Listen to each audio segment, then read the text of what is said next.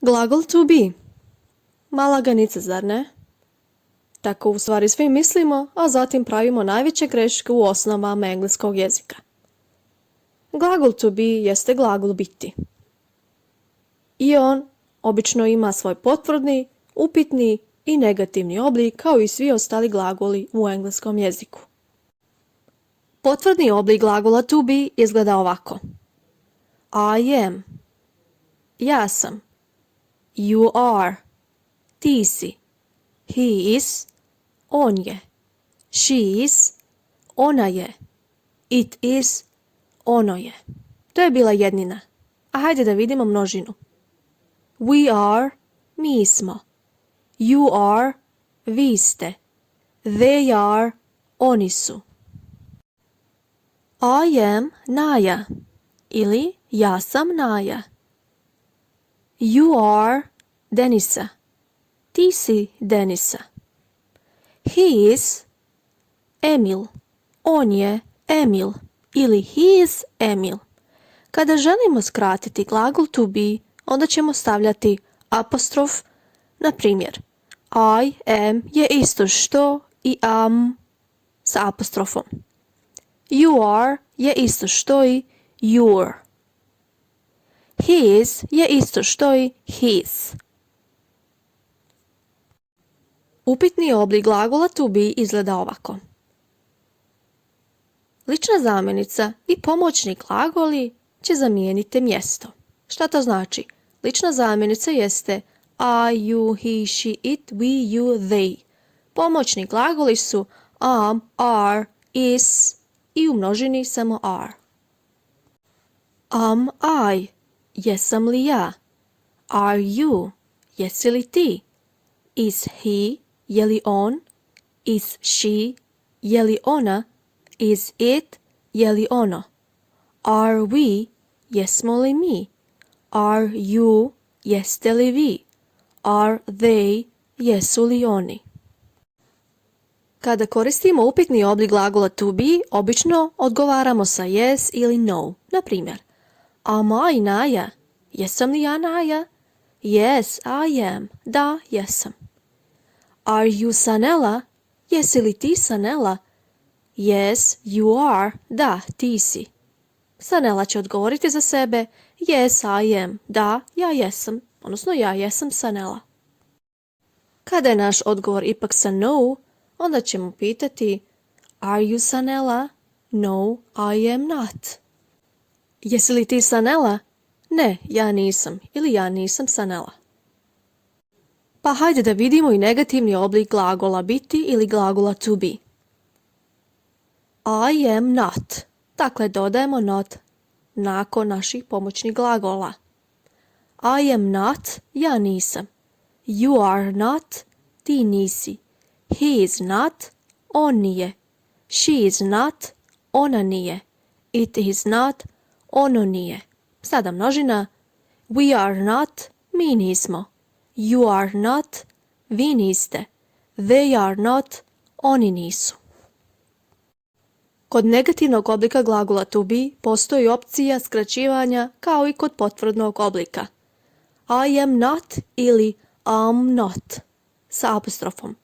You are not, you're not. He is not, he's not. Ima isto značenje kao i puni oblik. I dobro, kada je sve ovako bilo jednostavno, čemu onda sve ovo?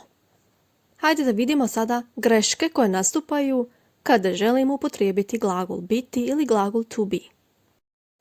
Prva greška jeste upotrijebiti pogrešni pomoćni glagol za određeni subjekat. Na primjer, she are 10 years old.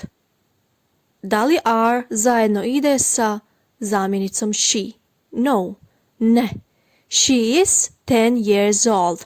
Ona je 10 godina ili ona ima 10 godina. They isn't going to the cinema. Oni ne idu do bioskopa. Da li zaista isn't spada ili ide zajedno sa ličnom zamjenicom they? Naravno da ne. They are. Dakle, They are going to the cinema jeste tačan. Odgovor. Oni idu do bioskopa. Sljedeća moguća greška sa glagolom to be jeste kada se upotrijebi i upitni oblik i potvrdni oblik istovremeno. Kao u primjeru.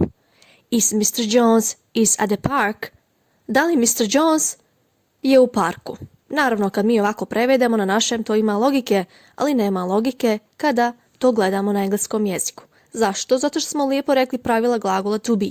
Is Mr. Jones je zapravo pitanje. Da li je Mr. Jones? Sada kada kažemo nakon Mr. Jones is, mi zapravo dajemo odgovor. Pa da li će naša opcija biti odgovor ili pitanje? Hajde da se opredijelimo za pitanje. Is Mr. Jones at the park? Dakle, naše pitanje se sastoji samo od Is Mr. Jones at the park? Nije Is Mr. Jones is at the park? Ovo je greška. Ako se ipak odlučimo da damo odgovor da je Mr. Jones u parku ili na parku, možemo reći Mr. Jones is at the park. Bez ovog prvog is. Sljedeća greška sa glagolom to be jeste da ga uopće izostavimo. My car beautiful. Moje auto divno. Gdje nam je moje auto je divno? My car is beautiful. Zašto is? Zato što my car predstavlja it. It is beautiful. Ovaj tip greške je najčešći. I zato obratite pažnju na sljedeći primjer. Sarah coming. Sara dolazi. Ima logike na našem jeziku, ali gdje nam je glagol to be? Sarah is coming. Zašto is? Zato što je Sara she, zamjenica za she. Odnosno, to je zapravo lična zamjenica ona. Ona dolazi. Ko dolazi? Sara dolazi. She is coming. I šta trebamo stavimo posle Sare? Sara is coming. Sara dolazi. I vidite da nije toliko jednostavno sa glagolom to be, zar ne? Ako ste imali ikakvu grešku sa glagolom biti u engleskom jeziku, nadam se da smo je sada ispravili i da je više nikada nećemo praviti. I naravno ljudi, ja od vas očekujem podršku sa jednim lajkom i pretplatom na mom kanalu English with Naja. Ali ako vam se sve ovo ne sviđa, onda niste dužni da me slušate i pratite. Ali ako vam se sviđa, onda očekujem od vas like i subscribe. Do sljedećeg gledanja i slušanja. Doviđenja. Bye bye.